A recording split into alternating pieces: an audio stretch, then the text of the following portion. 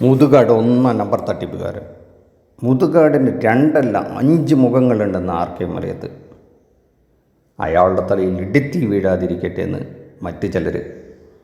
പിഞ്ചു കുഞ്ഞുങ്ങളോട് എന്തിനീ ക്രൂരത എന്ന് ചിലർ ചോദിക്കുന്നു. മുതുകാട് തട്ടിപ്പിൻ്റെ കൊടുങ്കാടെന്ന് ഒരു ചാനൽ പറയുകയാണ്. അയാൾ പരിശുദ്ധനാണെന്ന് മറ്റൊരു ചാനൽ. അയാൾ നന്മമരമാണെന്ന് മറ്റൊരു ചിലർ. എന്തൊക്കെയാണ് ഈ മുതുകാട് തള്ളിമറിക്കുന്നതെന്ന് മറ്റ് ചിലർ. ഇതെന്ത് ജാലവിദ്യ എന്ന് ചില ചാനൽ. ഇങ്ങനെ പോകുന്നു മുതുകാടുമായിട്ട് ബന്ധപ്പെട്ട വിഷയം. കഴിഞ്ഞ 2-3 ആഴ്ചയായിട്ട് കേരളത്തിൽ ആകെ തകർത്താടുകയാണ്. ആറാട്ടാണെന്ന് പറഞ്ഞില്ലേ, നമ്മുടെ ആറാട്ടെണ്ണം പറഞ്ഞ മാതിരി ആറാടുകയാണ് സത്യം പറഞ്ഞ്. എവിടെ നിന്ന് നോക്കിയാലും ആര് നോക്കിയാലും ഒന്ന് കുത്തി നോക്കുക, എന്താ വിവരമുള്ള പുതിയ തട്ടിപ്പ് എന്തെങ്കിലും ഉണ്ടോ എന്നാണ്. അത്രമാത്രം കൊടും പാപം ചെയ്യുന്ന ഒരാളായിട്ടാണ് മുതുകാടിനെ മൊത്തത്തിൽ ചിത്രീകരിക്കുന്നത്. കുറച്ച് പേർ അദ്ദേഹത്തിന് സപ്പോർട്ട് ചെയ്തുകൊണ്ടും സംസാരിക്കുന്നതും അഭിപ്രായം പറയുന്നൊക്കെ ഉണ്ട്. ചില ചാനലുകളിലൊക്കെ ആണെങ്കിൽ അതിൻ്റെ താഴെയുള്ള കമൻറ്റുകളൊക്കെ വായിച്ചാൽ നമ്മുടെ സാംസ്കാരിക ഉന്നതിയൊക്കെ ഗംഭീരം, നല്ല തെറി, പച്ചത്തെറി, നല്ല തെറിയാണ്. വായിച്ചാൽ നല്ല രസം തോന്നും നമുക്ക്. അത്രമാത്രം കമൻറ്റുകളാണ് അയാളെ പറ്റിയിട്ട്, ഈ മുതുകാടിനെ പറ്റി പറയുന്നത്. അത് പൊതുവേ എന്ത് വിഷയം കിട്ടിയാലും നമുക്ക് ഈ തെറി പറയുന്ന ഒരു കലയായിട്ട് നമ്മൾ ഡെവലപ്പ് ചെയ്തിട്ടുണ്ട്. വിമർശനം നല്ല പരിശുദ്ധമായും അല്ലെങ്കിൽ പോസിറ്റീവായിട്ടുള്ളൊരു വിമർശനമോ അതിനെപ്പറ്റി പറയുമ്പോൾ കാര്യമാത്രമായി പറയുകയോ ഒന്നും ചെയ്യാതെ ഈ ഒരു രീതിയിലാണ് പൊതുവെ നമ്മുടെ ഈ രംഗം. ഏതിനെപ്പറ്റി അഭിപ്രായം പറയുമ്പോഴും ഇങ്ങനെയുള്ള വാക്കുകളാണ് കൂടുതൽ പേരും ഉപയോഗിക്കുന്നത്. യഥാർത്ഥത്തിൽ ഈ ഒരു വിഷയം എന്താണെന്നോ അവിടെ നടന്ന സംഭവങ്ങൾ എന്താണെന്നോ അതിൻ്റെ യഥാർത്ഥ കാതലായ പ്രശ്നത്തിലേക്ക് ഒരാളും തിരിഞ്ഞു നോക്കിയിട്ടില്ല. അപൂർവം ചില ചാനലിൽ മാത്രം ചില കാര്യങ്ങൾ സൂചിപ്പിക്കുന്നുണ്ടെന്ന് മാത്രം. യഥാർത്ഥത്തിൽ അവിടെ ആ സെൻറ്ററിൽ, ഡിഫറൻറ്റ് ആർട്ട് സെൻറ്റർ, ഇദ്ദേഹം നടത്തുന്ന ആർട്ട് സെൻറ്ററിൽ അദ്ദേഹം നടത്തുന്നത് അദ്ദേഹത്തിന് അറിയാവുന്നൊരു കല മാജിക്കായിരുന്നു. ആ മാജിക്കുമായിട്ട് ബന്ധപ്പെട്ട് ഈ ഭിന്നശേഷിക്കാരായ കുട്ടികളെ കൊണ്ട് എന്തെങ്കിലും തരത്തിൽ പ്രയോജനപ്പെടുത്തുകയും അവരുടെ ജീവിതത്തെ മെച്ചപ്പെടുത്താനായിട്ട് എന്തെങ്കിലും ചെയ്യാൻ പറ്റുമോ എന്നുള്ള ഒരു റിസർച്ച് മോഡൽ ഒരു സ്ഥാപനം അദ്ദേഹം തുടങ്ങിയെന്നുള്ളൂ. അതൊരു സ്പെഷ്യൽ സ്കൂളിങ്ങേ അല്ല എന്നുള്ള അദ്ദേഹം തന്നെ ഈ അടുത്ത കാലത്തായിട്ട് പറയുന്നത് തന്നെയാണ്. നേരത്തെ പറഞ്ഞിരുന്നു എന്ന് എനിക്കറിയില്ല. അതിനുള്ള യാതൊരു അംഗീകാരവും ആ സ്ഥാപനത്തില്ലെന്നാണ് ഞാൻ മനസ്സിലാക്കുന്നത്. അതുകൊണ്ട് തന്നെ എന്ത് നാം മനസ്സിലാക്കണം, എന്താണ് അവിടുത്തെ കുട്ടികളുടെ പ്രശ്നം, അല്ലെങ്കിൽ അവിടെ എത്തരം കുട്ടികൾക്കാണ് ആ സ്ഥാപനം ഉപയോഗപ്പെടുക എന്നുള്ളത് പൊതുജനം, അല്ലെങ്കിൽ പൊതുജനം എന്ന് പറഞ്ഞാൽ ഈ ഒരു പ്രശ്നം അഭിമുഖീകരിക്കുന്ന കുട്ടികളുടെ രക്ഷിതാക്കളെങ്കിലും മനസ്സിലാക്കണം. പൊതുജനം മൊത്തത്തിൽ ഇങ്ങനെയുള്ള കുട്ടികളെ പറ്റിയിട്ടുള്ളൊരു അറിവും അവർക്ക് കുറവാണ്, അല്ലെങ്കിൽ അതൊന്നും ആരും അറിയാൻ താല്പര്യപ്പെടുന്നില്ല. കാരണം അത് ദുഃഖത്തിൻ്റേതാണ്, വിഷമത്തിൻ്റേതാണ്, മറ്റൊരാളുടെ കണ്ണീരിൻ്റെ കഥയാണ്. അപ്പോൾ അതൊന്നും കേൾക്കുന്നതിന് നമുക്ക് താല്പര്യമില്ല, അറിയാനും താല്പര്യമില്ല. ഈ മുതുകാട് തന്നെ ഏതോ ഒരു നിമിഷത്തിൽ അദ്ദേഹത്തിന് പറ്റിയ ഒരു കരുണ തോന്നി, ഒരു സ്നേഹം തോന്നി, ദയ തോന്നി ഈ ഒരു രംഗത്തേക്ക് അദ്ദേഹത്തിൻ്റേതായ വരുമാന മാർഗമായ മാജിക് എന്ന കല ഉപേക്ഷിച്ച് ഇവിടെ എത്തുകയാണ്. അത് പറയുന്നത് അദ്ദേഹം പണം സമ്പാദിക്കാനായിട്ട് ഇറങ്ങി തിരിച്ചു എന്നാണ്. അതൊരു സാമാന്യമായ ഒരു വാദം മാത്രമാണ്. അതിൽ വലിയ ബലമുണ്ടെന്ന് എനിക്ക് തോന്നുന്നില്ല. ആരെങ്കിലും ഇത്ര ഈ സങ്കടകരമായ ഒരു കടലിലേക്ക് എടുത്തു ചാടും അങ്ങനെ ആരെങ്കിലും? എനിക്ക് തോന്നുന്നില്ല. അതൊരു വിഡ്ഢിത്തമെന്ന് നമുക്ക് പറയാൻ പറ്റില്ല. അങ്ങനെ അയാൾ ചെയ്തിട്ടുണ്ടെങ്കിൽ അത് മഹാവിഡ്ഢിത്തം. അയാൾ ഇതിൽ പരം ഒരു തെറ്റ് ചെയ്യാനില്ല. യഥാർത്ഥത്തിലും അയാളുടെ ഉള്ളിൽ കരുണ തോന്നുകയും ഇനിയുള്ള ജീവിതകാലം ഇത്തരം കുഞ്ഞുങ്ങൾക്ക് വേണ്ടി ജീവിക്കാമെന്നും തീരുമാനിച്ചുറപ്പിച്ചതാണെങ്കിൽ ഓക്കെ, അത് നമുക്ക് മനസ്സിലാക്കാം. പക്ഷെ ആദ്യമായിട്ട് നമുക്ക് മനസ്സിലാക്കേണ്ടത് അവിടെ സ്പെഷ്യൽ സ്കൂളല്ല, എല്ലാത്തരം ഭിന്നശേഷിക്കാരായ കുട്ടികളെയും അവിടെ ട്രെയിനിങ് കൊടുക്കുന്ന ഒരു സ്പെഷ്യൽ സ്കൂളിംഗ് സംവിധാനമല്ല എന്നാണ് നമ്മൾ ജനറലി മനസ്സിലാക്കേണ്ടതെന്ന് തോന്നുന്നു. എല്ലാവരും പറഞ്ഞതിൽ നിന്ന് നമുക്കൊരു കൺക്ലൂഷനിൽ എത്താൻ പറ്റുന്നൊരു കാര്യം ഇതാണ്. യഥാർത്ഥത്തിൽ നമ്മൾ മനസ്സിലാക്കേണ്ടത് എന്താണ് അവിടെ ഈ ഓട്ടിസം എന്നുള്ള സബ്ജക്റ്റ്, അല്ലെങ്കിൽ എന്താണ് ആ അവസ്ഥ. ഇത് 1911 ജർമ്മൻ സൈക്യാട്രിസ്റ്റ് ആണ് ഇതിനാദ്യമായി സൂചിപ്പിക്കുന്നത് ഇങ്ങനെ ഒരു സംഭവം ഉണ്ടെന്നുള്ളത്. അത് ഒരു ഓട്ടിസം സ്പെക്ട്രം ഡിസോർഡർ, ASD എന്നറിയപ്പെടും. അതൊരു ന്യൂറോളജിക്കൽ ആൻഡ് ഡെവലപ്മെൻറ്റൽ ഡിസോർഡറാണ്. മറ്റുള്ള ആൾക്കാരുമായിട്ട് ഇൻട്രാക്ട് ചെയ്യാനോ കമ്മ്യൂണിക്കേറ്റ് ചെയ്യാനോ ബിഹേവ് ചെയ്യാനോ സാധിക്കാത്ത ഒരു വൈകല്യാവസ്ഥയാണ് സത്യത്തിൽ ഈ ഓട്ടിസം എന്ന് പറയുന്നത്. ഇത് പിന്നെ ആദ്യമായിട്ട് ലോകത്തിൽ പിന്നെ യഥാർത്ഥത്തിൽ ഒരവസ്ഥ കണ്ടുപിടിക്കുന്ന ഒരാളിൽ കണ്ടുപിടിക്കുന്ന 1943 ഒരു അമേരിക്കയിലുള്ള കുട്ടിയാണ്. അത് ഡൊണാൾഡ് ട്രിപ്പിൾറ്റ് എന്ന് പറഞ്ഞ ഒരു കുട്ടിയിലാണ് 1943 കണ്ടുപിടിക്കുന്നത്. അത് ലിയോ കാനർ എന്നൊരു സൈക്യാട്രിസ്റ്റാണ് ആ അവസ്ഥ മനസ്സിലാക്കുന്നത്. ഡൊണാൾഡ് ട്രിപ്പിൾറ്റ് ഈ അടുത്ത കാലത്ത് അദ്ദേഹത്തിൻ്റെ 89ാമത്തെ വയസ്സിലാണ് മരണപ്പെടുന്നത്. അദ്ദേഹം തന്നെ ജീവിതത്തിൽ കുറേ മെച്ചപ്പെട്ട രീതിയിലെത്തിയും ഒരു അമേരിക്കൻ ബാങ്കറായിട്ടാണ് അദ്ദേഹത്തിൻ്റെ ജീവിതം നടന്നിട്ടുള്ളത്. ഇതിൻ്റെ ഒരു 4-5 തരത്തിൽ ഓട്ടിസം ഉണ്ട്. അത് തന്നെ നമുക്ക് ഇങ്ങനെ പറയാം. ആസ്പെർജേഴ്സ് സിൻഡ്രോം എന്ന് പറഞ്ഞിട്ടൊന്ന്, റെറ്റ് സിൻഡ്രോം എന്ന് പറഞ്ഞിട്ട് രണ്ടാമത്തെ വിഭാഗം, ചൈൽഡ്ഹുഡ് ഡിസിൻറ്റഗ്രേറ്റീവ് ഡിസോർഡർ എന്ന് പറഞ്ഞ മൂന്നാമത്തെ ഒരു വിഭാഗം, പിന്നെ നമ്മൾ നേരത്തെ പറഞ്ഞ കാനേഴ്സ് സിൻഡ്രോം ഉണ്ടല്ലോ, ഈ കാനേഴ്സ് ലിയോ കാനർ കണ്ടുപിടിച്ചത്, അത് കാനേഴ്സ് സിൻഡ്രോം. ഇതായിരുന്നു ആദ്യകാലത്ത് ഈ ഓട്ടിസം എന്ന വാക്യം ഉപയോഗിച്ചിരുന്നില്ല. അതിന് പകരം ഇങ്ങനെയാണ് പറഞ്ഞിരുന്നത്, കാനേഴ്സ് സിൻഡ്രോം എന്നാണ് അന്ന് അറിയപ്പെട്ടിരുന്നത്. പിന്നീടാണ് അത് ഓട്ടിസം എന്നുള്ളൊരു വാക്കിലും. പിന്നെ 5ാമത്തെ ഒരു വിഭാഗം പെർവേസീവ് ഡെവലപ്മെൻറ്റ് ഡിസോർഡർ എന്ന് പറഞ്ഞിട്ടുള്ളത്. ഇത് നമ്മുടെ നാട്ടിലൊക്കെ ഈ ഓട്ടിസം എന്ന് പറഞ്ഞപ്പോൾ ഒരു 10-25 വർഷം മുമ്പ് നമ്മുടെ ഡോക്ടർമാർക്ക് തന്നെ പൊതുവെ അറിയില്ലായിരുന്നു. വളരെ റെയറായിട്ട് ന്യൂറോളജിയിൽ മാത്രം ഹയർ ആയിട്ടുള്ള റിസർച്ചുമായിട്ട് ബന്ധപ്പെട്ട് നമ്മുടെ തിരുവനന്തപുരത്തെ ശ്രീ ചിത്ര ഇൻസ്റ്റിറ്റ്യൂട്ട് പോലെയുള്ള ചില സ്ഥാപനങ്ങളിലെ ചില ഡോക്ടേഴ്സിന് മാത്രം ഒരറിവുണ്ടായിരുന്നതാണ് ഓട്ടിസം പോലെ.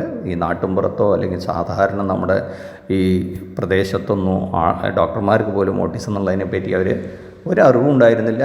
ഇപ്പോൾ ഈ അടുത്ത കാലത്ത് കുറേ കാര്യങ്ങൾ മനസ്സിലാക്കിയതുകൊണ്ട് വളരെ ഇത്തരം കുഞ്ഞുങ്ങളുടെ ജനന സമയത്ത് തന്നെ ഏതാണ്ട് കാര്യങ്ങളൊക്കെ മനസ്സിലാക്കാൻ കഴിയുന്നുണ്ട്. കുറേ കൂടെ ബെറ്ററായിട്ട് നമുക്ക് ആ കുട്ടികളുടെ അവസ്ഥ മനസ്സിലാക്കാൻ കഴിയുന്നുണ്ട്.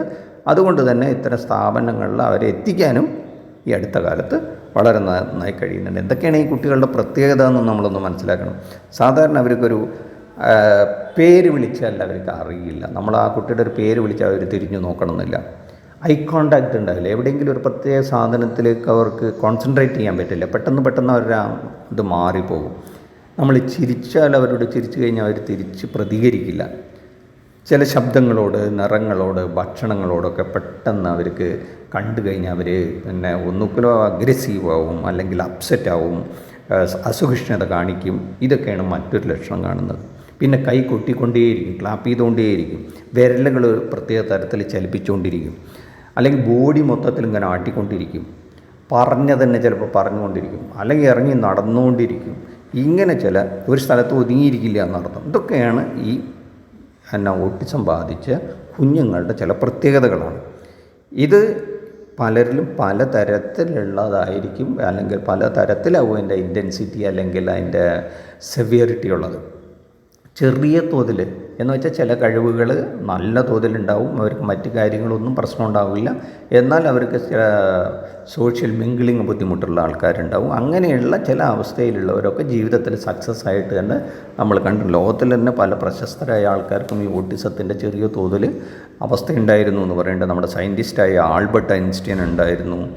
ഡാൻ നൈക്യോഡ് എന്ന് പറഞ്ഞിട്ടൊരു ആക്ടർ ഓട്ടിസം ബാധിച്ച ആളായിരുന്നു. ആൻ്റണി ഹോപ്കിൻസ് എന്നുള്ള ആക്ടറിനും ഈ ഒരു അവസ്ഥ ഉണ്ടായിരുന്നു. ചാൾസ് ഡാർവിൻ ജിയോളജിസ്റ്റ് നമ്മൾ കേട്ട് കാണാം, അദ്ദേഹത്തിനും ഈ ഒരു അവസ്ഥ ഉണ്ടായിരുന്നു.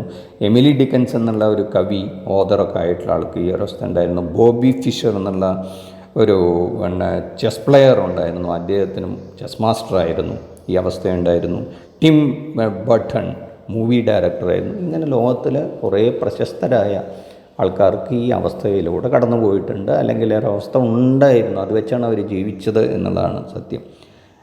പലതരം ചെറിയ ജോലികളൊക്കെ അവർ ചെയ്ത് ജീവിക്കാൻ പറ്റുന്ന അവസ്ഥ ഈ ഓട്ടിസം ബാധിച്ച കുട്ടികൾക്ക് സാധിക്കും. പക്ഷെ അതിൻ്റെ അർത്ഥം 100% കുട്ടികൾക്കും ജീവിതം ഇങ്ങനെയൊക്കെ ജീവിച്ചു പോകാൻ പറ്റുമെന്ന് നമുക്ക് വിശ്വസിക്കാൻ പറ്റില്ല. കാരണം ആ ഒരു പ്രത്യേക കാര്യം ചെയ്യുമ്പോൾ പാട്ട് പാടാൻ, നമ്മൾ സുകേഷ് കുട്ടൻ എന്ന് പറഞ്ഞിട്ടൊരു കുട്ടി നമ്മുടെ ചില ചാനലുകളിലൊക്കെ വന്നിട്ട് പാട്ട് പാടിയിരുന്നത് നമ്മൾ ഓർക്കുന്നുണ്ടാവും. ചിത്ര പോലെയുള്ള പാട്ടുകാരികളൊക്കെ കുഞ്ഞിനെ വളരെ സപ്പോർട്ട് ചെയ്യുകയും പ്രശംസിക്കുകയൊക്കെ ചെയ്തിട്ടുണ്ട്. പക്ഷേ ആ സുകേഷ് കുട്ടൻ്റെ പ്രത്യേകത, ആ പാട്ട് പാടുന്ന സമയത്ത് നന്നായി പാടും, അത് പെർഫോം ചെയ്യുന്നത് ഒഴിച്ചാൽ ബാക്കിയുള്ള സമയത്ത് ആ കുട്ടി മറ്റുള്ള ആ കുട്ടിയെ ഹാൻഡിൽ ചെയ്യാനും എന്തൊക്കെയോ പെറുപിറുത്തുകൊണ്ടിരിക്കും. അമ്മയോ അല്ലെങ്കിൽ ആരെങ്കിലുമൊക്കെ കൂടെ നിന്നാൽ മാത്രം ജീവിതം മുന്നോട്ട് പോകാൻ പറ്റുന്നതാണ്. ഒരു തനിയെ ഒറ്റയ്ക്ക് ഇൻഡിപെൻഡൻ്റായി ജീവിക്കാൻ അവർക്ക് പറ്റില്ല. ഇതാണ് ഇത്തരം സ്വഭാവമുള്ള ഇവിടെ അത് തമിഴിലൊരു പാട്ടുകാരൻ ഇതുപോലെ നന്നായി പാടുന്നൊരു കുട്ടീൻ്റെ ചാനലിലുണ്ട്. ഇങ്ങനെ നമുക്ക് പല പ്രദേശങ്ങളിലും കാണും. അല്ലെങ്കിൽ ചിത്രം നന്നായി വരയ്ക്കുന്നവരുണ്ടാവും, ചില മ്യൂസിക് ഇൻസ്ട്രുമെൻ്റ് നന്നായി കൈകാര്യം ചെയ്യുന്നവരുണ്ടാവും. അപ്പോൾ ഇവർക്കൊക്കെ തന്നെ ചില കണക്കുകൾ ഫാസ്റ്റായിട്ട് ചെയ്യുന്ന ചില കുട്ടികളെ നമ്മൾ കണ്ടിട്ടുണ്ടാവും. ഇതൊന്നും ചിലപ്പോൾ പ്രത്യേകിച്ച് ട്രെയിനിങ് ഇല്ലാതെ തന്നെ അവർക്ക് അത്ഭുതകരമായ ചില സിദ്ധികൾ ആ കുട്ടികളിൽ കണ്ടിട്ടുണ്ടാവും. അവരെ നമ്മളൊന്ന് ചാനലൈസ് ചെയ്താൽ, അല്ലെങ്കിൽ ഒന്ന് മോട്ടിവേറ്റ് ചെയ്താൽ, അല്ലെങ്കിൽ അവർക്ക് അവസരങ്ങൾ സൃഷ്ടിച്ചു കൊടുത്താൽ അവർക്ക് ഈ രംഗത്ത് നല്ല ചില കാര്യങ്ങൾ പ്രദർശിപ്പിക്കാനും ജീവിതം കുറേ കൂടെ മെച്ചപ്പെടുത്തി പോകാനും കഴിയുമ്പോൾ ആ രക്ഷിതാക്കൾക്കും ഒരു ആശ്വാസം, ഒരു റിലീഫ്, കാരണം ഒരു കാര്യം ഉറപ്പാണ്, 100% സന്തോഷവും സമാധാനവുമായ ഒരു നോർമൽ ലൈഫിലേക്ക് അവർക്ക് എത്താൻ പറ്റില്ലെങ്കിൽ പോലും ഈ രക്ഷിതാക്കൾക്ക് വലിയൊരു ആശ്വാസം കിട്ടുന്ന ഒരവസ്ഥ ഉള്ളതാണ് ഓട്ടിസം പോലെയുള്ളത്. അപ്പം നമ്മൾ മനസ്സിലാക്കേണ്ടത് അതിനുള്ള അവസരങ്ങൾ കിട്ടുക എന്നുള്ളത്. ഈ അവസരങ്ങൾ ആരാണ് പ്രൊവൈഡ് ചെയ്യേണ്ടത്? തീർച്ചയായും ഒരു വീട്ടിനകത്ത് അടച്ചിരുന്നാൽ ഇത് സാധിക്കില്ല എന്നുള്ള കാര്യം ഉറപ്പാണ്. ചെറിയൊരു ഇതിൻ്റെ ഒരു കാര്യം കൂടെ ഞാൻ പറഞ്ഞുതരാം. അങ്ങനെ ഒരു കുഞ്ഞ് ജനിച്ചാൽ സാധാരണ രക്ഷിതാക്കൾ വിചാരിക്കുക പാവം കുട്ടി നടക്കും, സംസാരിക്കുന്നതാവും, 2 വയസ്സാകുമ്പോഴേക്ക് നടന്നു തുടങ്ങും. എല്ലാവരും അങ്ങനെ പറയുക, ബന്ധുക്കളും സ്വന്തക്കാരൊക്കെ പറയും റെഡിയാവും, അതൊക്കെ അല്ലേ ചില കുട്ടികൾക്ക് പതുക്കെ സംസാരിക്കാൻ തുടങ്ങാൻ പറ്റുള്ളൂ, നടത്തത്തിരി വൈകും, അത് കുഴപ്പമില്ല എന്നൊക്കെ പറയും. അപ്പോൾ 2 വയസ്സൊക്കെ കഴിയുമ്പോഴായിരിക്കും ഇങ്ങനെ ഒരു അവസ്ഥയുണ്ടെന്ന് മനസ്സിലാക്കുക. അതോടുകൂടെ പിന്നെ അവരെ ജീവിതമാകെ താളം തെറ്റി ദുരിതത്തിലാവും. പിന്നെ ഓട്ടത്തോടോട്ടാവും ഓരോ ഡോക്ടർമാരുടെ അടുത്തേക്ക്. ഇപ്പോൾ പിന്നെ വേഗത്തിൽ പണ്ട് കാലത്തൊക്കെ ആണെങ്കിൽ ഒരു 25 വർഷം മുമ്പാണെങ്കിൽ ഒരു ഡോക്ടർമാർക്ക് ഒരവസ്ഥയും ഉണ്ടാവില്ല. അവർ ഈ ഡോക്ടറിൽ നിന്ന് മറ്റൊരു ഡോക്ടറിലേക്ക്, അവിടെ നിന്ന് വേറൊരു ഡോക്ടറിലേക്ക്, ഓട്ടത്തോടോട്ടം അവസാനം ഈ കടലിൽ പെട്ട പോലെയാവും. ഇപ്പോൾ കുറേ കൂടെ വേഗം ഡോക്ടർമാർ ഇങ്ങനെ ഒരു അവസ്ഥയുണ്ടെങ്കിൽ വേഗം ഒരു ന്യൂറോളജിസ്റ്റിൻ്റെ അടുത്തേക്ക്, സൈക്യാട്രിസ്റ്റിൻ്റെ അടുത്തേക്ക്, സ്പെഷ്യൽ സ്കൂളിലേക്കൊക്കെ എത്തിക്കാനുള്ളൊരു സംവിധാനം ഇപ്പം നമ്മുടെ നാട്ടിലുണ്ട്. പക്ഷേ അതിനുള്ള കേന്ദ്രങ്ങളുടെ എണ്ണം വളരെ പരിമിതമാണ്. അത് സർക്കാർ തലത്തിലൊക്കെ ഒരു പേരിന് അവിടെയും ഇവിടെയൊക്കെ തുടങ്ങിയിട്ടുണ്ടെങ്കിൽ തന്നെ എത്രമാത്രം അവിടെ അതിനുള്ള സംവിധാനങ്ങളുണ്ടെന്ന് നമുക്ക് പറയുക ചെയ്യാം. എന്നാൽ ചില വ്യക്തികൾ, ചില മതസ്ഥാപനങ്ങൾ, ഈ സോഷ്യൽ വർക്കേഴ്സൊക്കെ ഇങ്ങനെയുള്ള സ്ഥാപനങ്ങൾ തുടങ്ങിയിട്ടുണ്ട്. അവിടെ ഈ സ്പെഷ്യൽ സ്കൂളിംഗ്, ട്രെയിനിങ് ഇതൊക്കെ നടത്തുന്നുണ്ട്. പക്ഷേ അതിനിടയ്ക്കാണ് ഈ നമ്മുടെ മുതുകാട് ഇങ്ങനൊരു അദ്ദേഹത്തിൻ്റെ ഒരു സങ്കല്പവും അദ്ദേഹത്തിൻ്റെ ഈ ആർട്ട്, ഈ കല എന്നുള്ള അദ്ദേഹത്തിൻ്റെ മാജിക്കൊക്കെ ഉപയോഗിച്ചുകൊണ്ട് എന്തൊക്കെ ചെയ്യാൻ പറ്റുമോ എന്നുള്ള ഒരു ആലോചനയായിട്ട്, ഒരു റിസർച്ചായിട്ട് അതിനെ അദ്ദേഹം വിചാരിച്ച് കാണണം എന്നാണ് ഞാൻ വിചാരിക്കുന്നത്. അത് ചിലപ്പോൾ അദ്ദേഹത്തിന് ഗവൺമെൻറ്റിൽ നിന്ന് സപ്പോർട്ട് കിട്ടിക്കാണും. അദ്ദേഹത്തിൻ്റെ തന്നെ ചില സ്വത്തുക്കളൊക്കെ വിറ്റിട്ടാണ് അദ്ദേഹം ഇത് തുടങ്ങിയിരിക്കണമെന്ന് പറയുന്നു. അതിൻ്റെ ഒന്നും നിജസ്ഥിതിയോ അതിൻ്റെ കണക്ക് പുസ്തകം വെരിഫിക്കേഷനോ നമുക്ക് ഉദ്ദേശമില്ല. അതൊക്കെ അങ്ങനെയുള്ള ആവശ്യക്കാർക്ക് ഇതൊന്നും കണ്ടിട്ടാണ് ഇവരൊക്കെ അഭിപ്രായം പറയണമെന്ന് എനിക്കറിയില്ല. ഞാൻ കണ്ടിട്ടില്ല, അതുകൊണ്ട് നമുക്കതിനെപ്പറ്റി അറിയില്ല. പക്ഷെ അദ്ദേഹം വെളിപ്പെടുത്തുന്ന അദ്ദേഹത്തിൻ്റെ കുറേ സ്ഥലങ്ങളൊക്കെ വിറ്റാണ് ഇത് തുടങ്ങിയത്. ഇപ്പോൾ അദ്ദേഹം ഒരു ഫ്ലാറ്റിലോ മറ്റോ ആണ് താമസിക്കുന്നതെന്ന് പറയുന്നു. അങ്ങനെയൊക്കെ ആണെങ്കിലും ഈ ഒരു രംഗത്തേക്ക് ആരെങ്കിലും വരുന്നുണ്ടെങ്കിൽ നിരുത്സാഹപ്പെടുത്താനേ ഇത്തരം വിമർശനങ്ങൾക്ക് സാധിക്കുള്ളൂ. അതിന് തർക്കമൊന്നുമില്ല. ഷിഹാബ് എന്ന വ്യക്തിക്ക് ആ സ്ഥാപനത്തിൽ പോയപ്പോൾ ഇങ്ങനെയുള്ളൊരു വ്യക്തി ആയതുകൊണ്ടായിരിക്കാം ഒരുപക്ഷെ മുതുകാട് ഇദ്ദേഹത്തെ അവിടെ ക്ഷണിച്ചിട്ടുണ്ടാവുക. അവിടെ ചെന്ന് ഇദ്ദേഹത്തിൻ്റെ സഹകരണം ഉറപ്പുവരുത്തിയിട്ടുണ്ടാവും. കാരണം ഒരുപാട് കഴിവുള്ള മനുഷ്യനാണ് ഈ ഷിഹാബ് എന്നുള്ളതാണ് നമ്മൾ മനസ്സിലാക്കണം. പക്ഷേ സ്വാഭാവികമായിട്ടും ഈ വ്യക്തിത്വങ്ങളുണ്ടാകുമ്പോൾ ഒരു ക്ലാഷ് ഉണ്ടാവുമല്ലോ, അവിടെ ഒരു ഈഗോ ക്ലാഷ് നടന്നിരിക്കും. അതുകൊണ്ടിതായിരിക്കും അഭിപ്രായ വ്യത്യാസങ്ങൾ ഉണ്ടായിട്ടുണ്ടാവും. എല്ലാവരും ഏത് ഒരവസ്ഥയിലും അവനവൻ്റെ കാര്യങ്ങൾ പ്രദർശിപ്പിക്കാനുള്ളൊരു ഇതുണ്ടായിട്ടുണ്ടാവല്ലോ. മുതുകാടിൻ്റെ മുതുകാടിനെ മറികടക്കാനുള്ള ശ്രമങ്ങൾ ഷിഹാബിൻ്റെ ഭാഗത്ത് നിന്നുണ്ടായോ എന്ന് നമുക്കറിയില്ല. എന്തായാലും അവർ തമ്മിലുള്ളൊരു കോർഡിനേഷൻ നഷ്ടപ്പെട്ടതിൻ്റെ ഫലമായിട്ടായിരിക്കാം അദ്ദേഹത്തിന് പുറത്തു പോകേണ്ടി വന്നിട്ടുണ്ടാവുക. അതുകൊണ്ട് തീർച്ചയായും ഷിഹാബ് ആരോപണങ്ങൾ ഉന്നയിച്ചിട്ടുണ്ടാവും. അതേപോലെ തന്നെയാണ് ഈ രക്ഷിതാക്കളുടെ കാര്യം. അവരുദ്ദേശിച്ച തരത്തിൽ തങ്ങളുടെ കുഞ്ഞുങ്ങൾക്ക് അവസരങ്ങൾ അവിടെ കിട്ടിയില്ല എന്നുള്ളതുകൊണ്ട് അവരും ഈ സ്ഥാപനത്തിനെതിരെ, അല്ലെങ്കിൽ അവരും അവരുടേതായ ചില നിർദ്ദേശങ്ങളൊക്കെ അവിടെ വെച്ചപ്പോൾ അത് അംഗീകരിക്കപ്പെടാതെ പോയതുകൊണ്ടുള്ള വിഷമവും ദുഃഖവും സങ്കടവും പ്രതിഷേധമൊക്കെ പുറത്ത് വന്ന് ചാനലുകളും വഴിയും മീഡിയ വഴിയും പുറത്തേക്ക് വിട്ടു. അതാണിപ്പോൾ നടന്നുകൊണ്ടിരിക്കുന്ന ഈ കൂത്ത്. സത്യം പറഞ്ഞാൽ അതാണ് യഥാർത്ഥത്തിൽ തെറ്റുപറ്റിയത് മുതുകാട്ടിന് തന്നെയാണ്. കാരണം അദ്ദേഹം എന്തിനാണ് അദ്ദേഹത്തിന് അറിയാവുന്ന ഒരു മാജിക് എന്നുള്ള കലയും വിട്ട് ഇങ്ങനെ ഒരു പ്രസ്ഥാനത്തിലേക്ക് എടുത്തു ചാടിയത്?